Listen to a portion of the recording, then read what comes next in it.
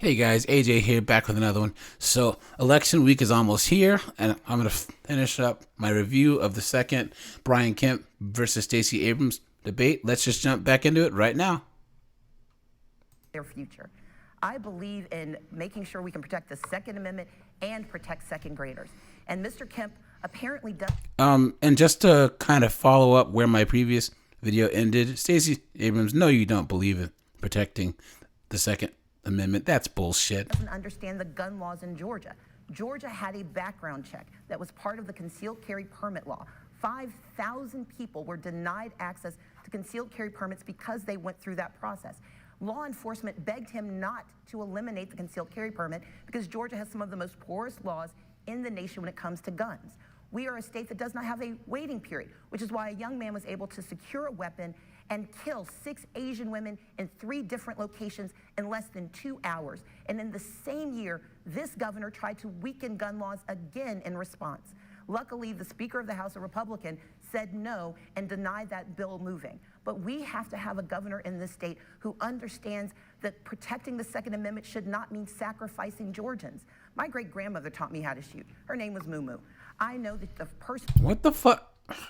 What does your great-grandmother have to do with this? The person responsible for the weapon is the person holding it. But I also believe in trust... And yet you want to talk about gun control and sit on a board that talks about limiting people's access to guns. But verify. And the only way to verify whether a person is lawful or not is to look at their background. Georgia does not require universal background checks. Through a private transfer or a gun show, you can escape and evade background checks unless the state of Georgia requires them.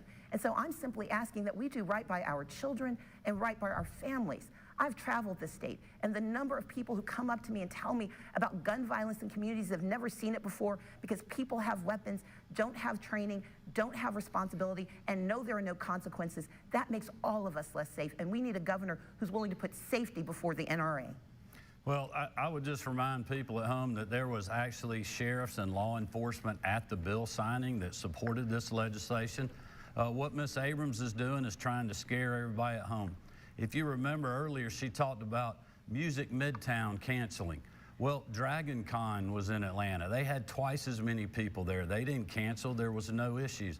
The Democratic National Committee right now is trying to land the Democratic Convention in the city of Atlanta in the state of Georgia. If things are so bad, why would that be the case? Yikes, he's right.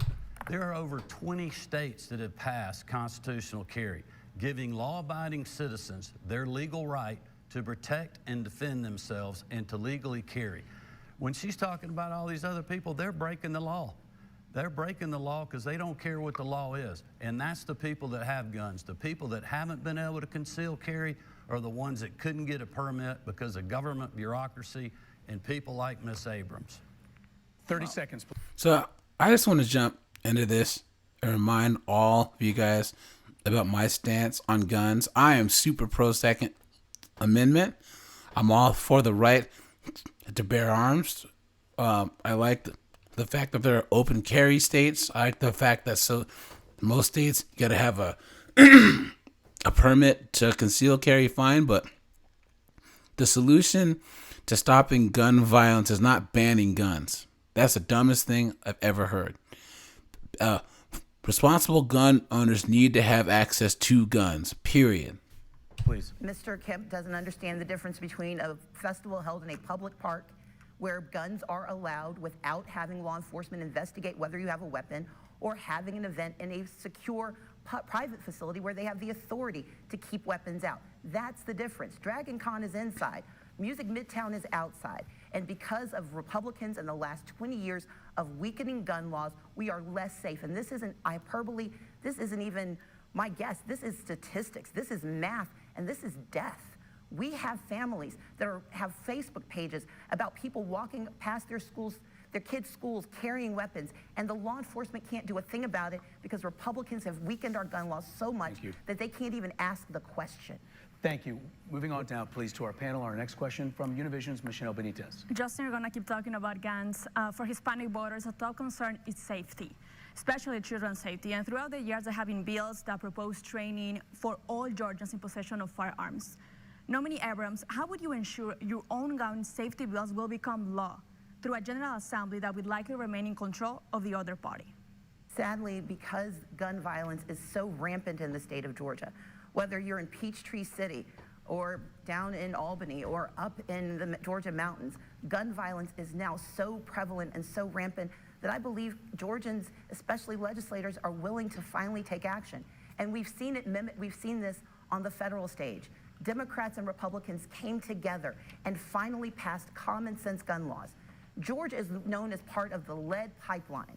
It is so terrible in Georgia when it comes to the weakened gun laws in this state that we were the subject of an episode of FBI Most Wanted, because Georgia is so easy to get a gun and transfer a weapon. And while Mr. Kemp will say it's only people who are not law-abiding, everyone is law-abiding until they break the law.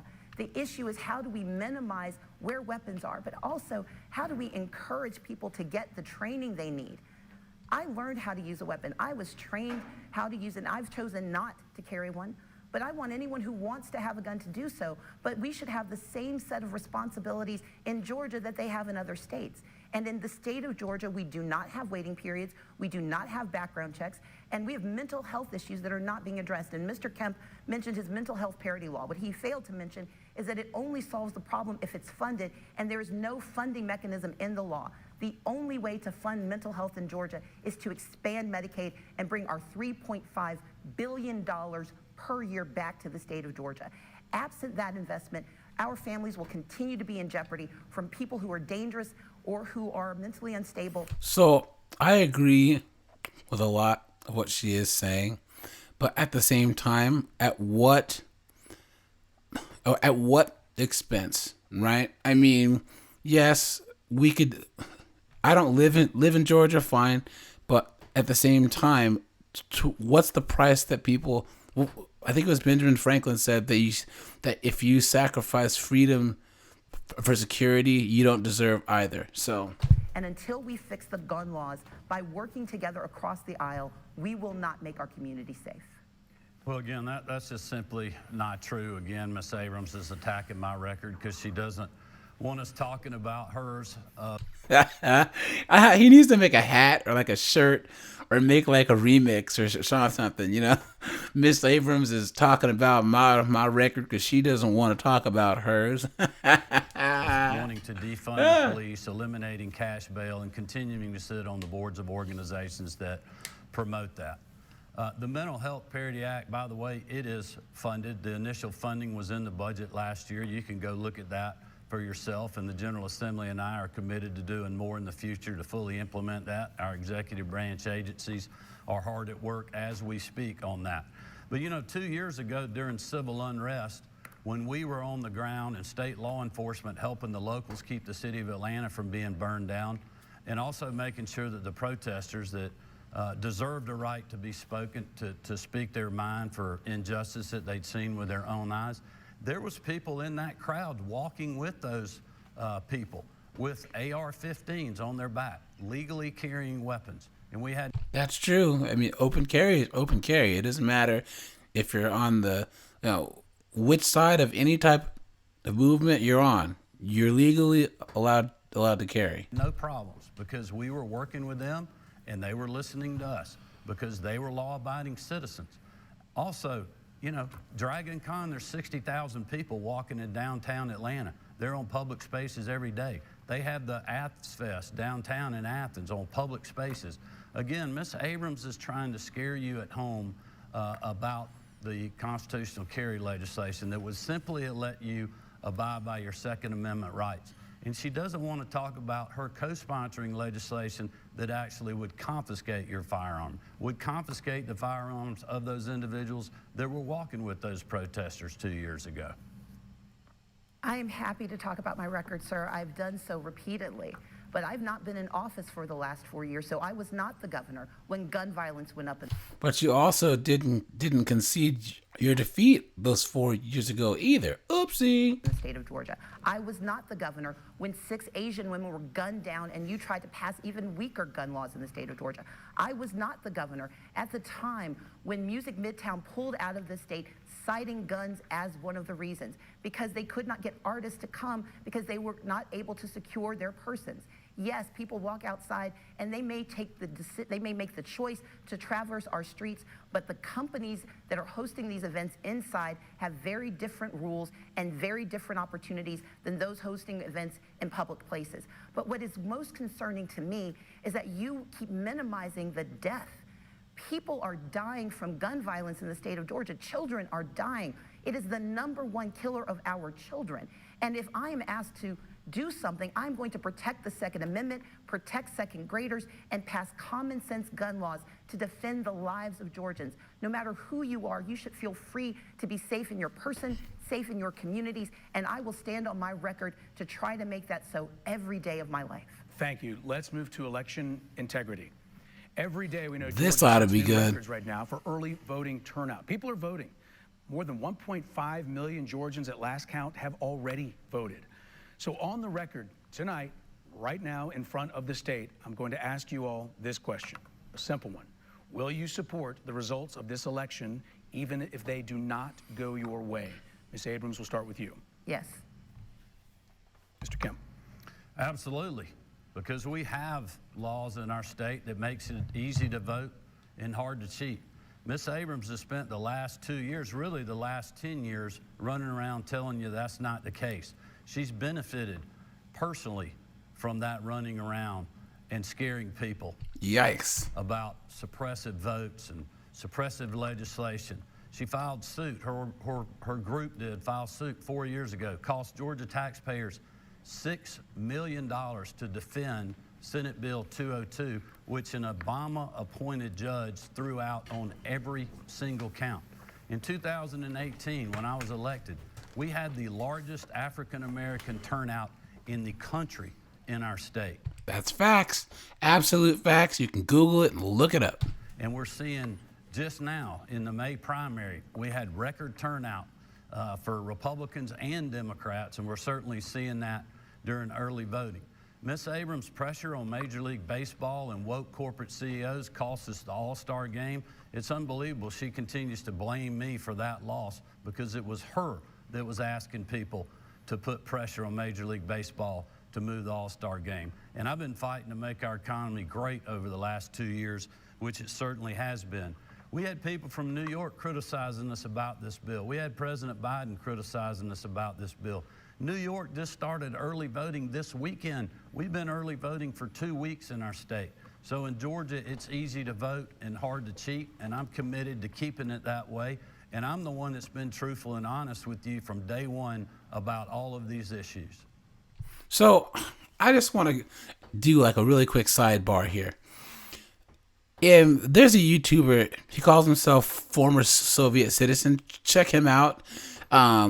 He used to live in the USSR. He's an older guy. I think he's in his 60s, but he lives in New York, and he goes around and interviews all these like young far left protesters who throw these silly like protests in New York. And his whole thing is he used to live in the USSR, so he always asks like, convince him as a person that grew up in the hell that was the USSR that socialism and all this crap works, right? And they have nothing for him because he's experienced what they think about in theory, he has practical experience of. So he had a video, sorry guys. He has a video where he was talking to this woman who was protesting the election in the Philippines, and it was talking bad about that President Duterte guy who, I don't know if he's still in power, but he was in charge of the Philippines for a long time. He was anti-drug addicts and stuff, and he was having his cops shoot people in the streets and all this stuff. Well, these people were protesting the last election, and he was interviewing this person and saying, this person's going on and on and on about how the election was rigged and how this guy shouldn't have won, but at the same time was endorsing the candidate who was running against Duterte in the next election. And former Soviet citizen asked, okay, so if the guy that you want to win wins, you're going to be okay with the election, right? The person says yes. He goes, well, wait a minute. I thought you said that the system's rigged. So if Duterte wins, again, it's rigged. But if the guy that you want to win wins, it's not rigged. Do you see the hypocrisy there? I think that it's going to be funny that if Stacey Abrams wins, which I don't think she is, but I guarantee she won't have any, she's not going to launch some $6 million investigation on the outcome of the election if she wins. So let's watch and see this week if that happens or not. Let's get back into it. Mr. Kemp has indeed been honest. He has spent 16 years attacking the right to vote in Georgia.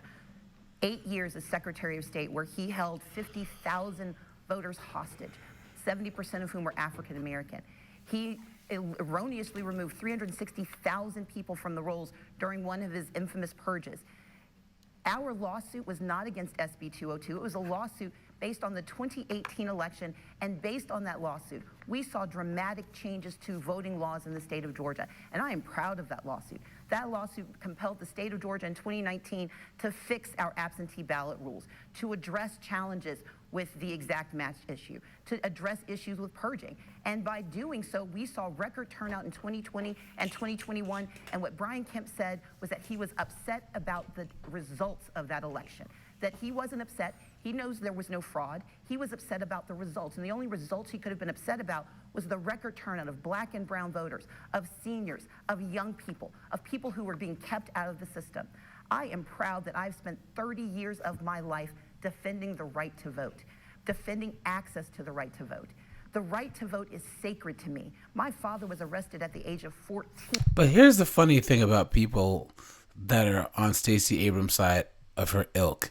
They assume that if they can get more people to vote, that it's going to be marginalized people, and they're going to vote, and they're going to automatically vote for her or her side, or her ilk, which is crazy because the people have the right to vote for whoever they want. Blacks aren't a monolith. Asians aren't a monolith.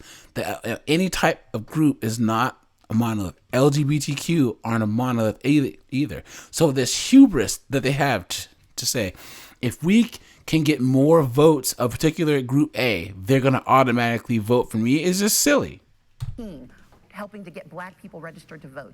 And it is an abomination that SB 202, a law that has allowed racist, white supremacists to challenge the legal authority of citizens to vote, is being held up as some sort of native good. It is a terrible law that has already sent people home from the polls, people who were denied the right to vote. The fact that people are voting is in spite of SB 202, not because of it. It was never about making sure that we had fair elections in Georgia. It was about gaming the election for Brian Kemp so he could keep people out of the polling place. And I am proud of every Georgian who is showing up every day to make your voices heard. So what are you going to say when he wins this time, Stacey, huh? Well, again, that's just simply not true. Miss Abrams knows that. When I was Secretary, and she doesn't want to talk. She is going to attack my record because she doesn't want to talk about her own. state, I created one of the first in the country full online voter registration, where people could go to our website on their phone, register to vote 24 hours a day, 7 days a week, not even have to talk to anybody to be able to do that. I've pushed more accessibility for our elections. She never talks about Senate Bill 202. We actually added days for people to vote on the weekend. I had a guy that texted me his voter sticker today. He said it was the coolest thing. I went to Mass and then I went and voted for you. So for Ms. Abrams to continue to try to manipulate and scare people at home and get them to believe that this is a state where it's hard to vote in is just outrageous. And things that we have done to keep our rolls, our voter rolls secure in the state, it's required under the Help America Vote Act, federal legislation. And yes, I was upset about the results of the election because Democrats won all races and they have all three branches of government in Washington, D.C., and that's led to 40-year high inflation, a disaster at the gas pump because of bad domestic energy policy, a disaster at the border where every governor like myself is dealing with fentanyl overdoses and human traffickers being brought across this border, and that's what I'll continue to fight against. Ms. Abrams, if you could have a brief response before we get to closing statements. Let's be clear that the voter suppression... And just to double back, people ask, why is Brian Kemp and a lot of the Republican governors and anyone that's running for office now keep doing this law and order thing? On the right, the law and order argument has been the most reliable way to get elected since forever. And if you look at this whole thing with fentanyl, gun violence, blah, blah, blah, people are always going to see drugs, guns, and gangs as a law and order problem and not any other type of problem. That's just how it's gonna go. So law and order was always the safe bet, and then down there in like Georgia, Alabama, Texas, whatever, that border thing, that's the nail in the coffin for any other candidate. If you cannot have some type of law and order argument that'll make the average voter somewhat feel like you're trying to make them feel safe, that's it for you. Let's get back into it. That I'm talking about is being felt by Georgians every single day. There was a college student who was turned away from the polls because of SB 202, because she was challenged. No one could tell her what the challenge was, just that she didn't have the right to vote. She could have voted a provisional ballot, but she didn't want to because she didn't know that her vote would be secure. There's an 87-year-old who could not get her absentee ballot for her husband because the process is now so much more complicated. And I've spent this year traveling the state talking to disabled voters who are so upset because of the new hurdles they have to traverse. SB 202 was not designed for voters. It was designed for politicians, and unfortunately, for too many, it's working. Thank you. It is now time for our closing statements tonight. The hour flew by, didn't it? Each candidate will have 90 seconds, and once again, we determined the order through a coin toss. It doesn't look like those two are going to be going out to have beers after this, that's for sure. First, Leader Abrams. Well, I want to thank Georgians for listening tonight. And I want you to know that I am ready to get to work for you on day one. I have the skills and the track record to get the job done. Under Brian Kemp's 4 years in governor, crime has gone up, 6 hospitals have closed, housing prices are skyrocketing, and communities are in turmoil.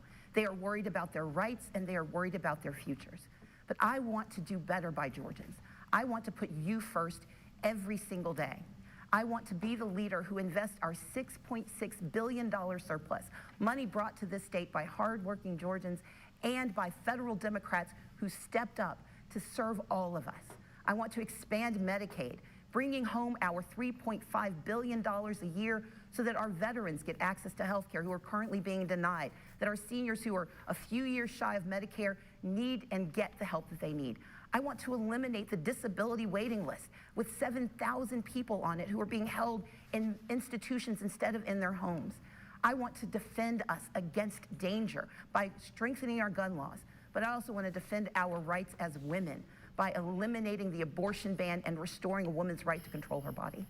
I've spent... And there it is. Got to drop the abortion bomb right in the middle of it. The last 15 years as a state leader. I've spent my life as someone who believes in doing right by people. I was raised by my parents to do right. And what we need today is for you to do right. I'm asking for your trust and your vote. I'm asking for you to go to StaceyAbrams.com/vote to learn how to vote early. And I want you to know that polls do not see you, but I do. And the only poll that matters is the poll at the ballot box. Thank you so much. Well, first of all, I want to thank WSB for having us tonight. Thank the panelists for your questions. You know, when I ran for governor, I made a very simple promise to people. I told them I would put them first, ahead of the status quo and the politically correct. Shortly after I was sworn in, I promised all Georgians I'd work hard every day for them as their governor, whether they voted for me or not. And that's exactly what I've done. I'm so optimistic about the future of our state. We have the lowest unemployment rate in the history of our state. We got the most people ever working in the history of our state. And we're seeing economic opportunity, no matter your zip code or your neighborhood, because we've been focused on strengthening rural Georgia and many other things. Unfortunately, Stacey Abrams said, we live in the worst state in the country.